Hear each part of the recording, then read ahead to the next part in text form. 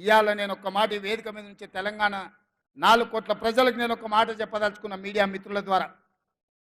Referendum 90 రోజులు రేపటికి అవుతుంది.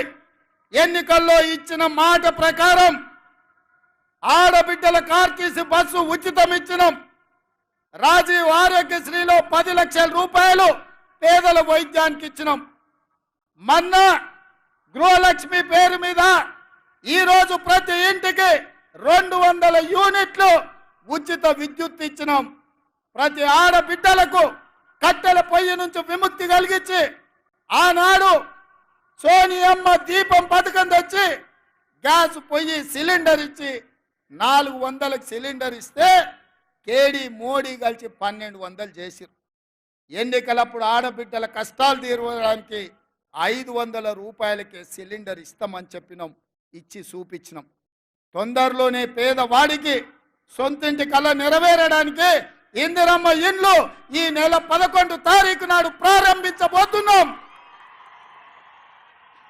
ప్రతి నియోజకవర్గంలో పేదవాడికి ఇల్లు ఇవ్వడానికి 3500 ఇల్లు ప్రతి నియోజకవర్గంలో ఆల్రెడీ మంజూరు చేసినాం. పేదలకు ఇండ్లు ఇవ్వబోతున్నాం. రైతు భరోసా పథకం కింద ప్రతి పేదవాడికి 1 ఎకరం, 2 ఎకరాలు, 3 ఎకరాలు, 4 ఎకరాలు, 5 ఎకరాల పైన ఉండే వాళ్లకు వరుసగా ఖాతాలలో వాళ్లకు రైతు భరోసా పథకం నిధులు వేసినాం. ప్రభుత్వ ఉద్యోగులకు, కాంట్రాక్ట్ ఉద్యోగులకు, అవుట్ సోర్సింగ్ ఉద్యోగులకు జీతం ఎప్పుడు వస్తుందో తెలియదు, ఇల్లు ఎట్లా గడవాలనో తోయదు. అట్లాంటి పరిస్థితిలో ప్రతి నెల 1వ తారీఖు నాడు ప్రభుత్వ ఉద్యోగులకు, పెన్షన్దారులకు 1వ తారీఖు నాడు జీత భత్యాలు ఇచ్చి వాళ్ళు కూడా మన వాళ్ళే, మన కుటుంబ సభ్యులే అని చెప్పి ఇవాళ వాళ్ళ జీత భత్యాలు ఇచ్చినాం.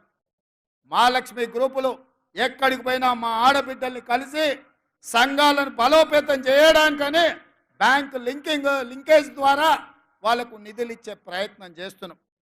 అందుకే ఇవాళ మిత్రులారా నేను అడుగుతున్నా, రేపటికి 90 రోజులు 3 నెలలు, 3 నెలల్లో 30,000 ఉద్యోగాలు ఇచ్చి నిరుద్యోగ యువకుల్ని ఆదుకొని లక్షలాది మంది నిరుద్యోగ యువకులకు విశ్వాసాన్ని మేము కల్పించినాం.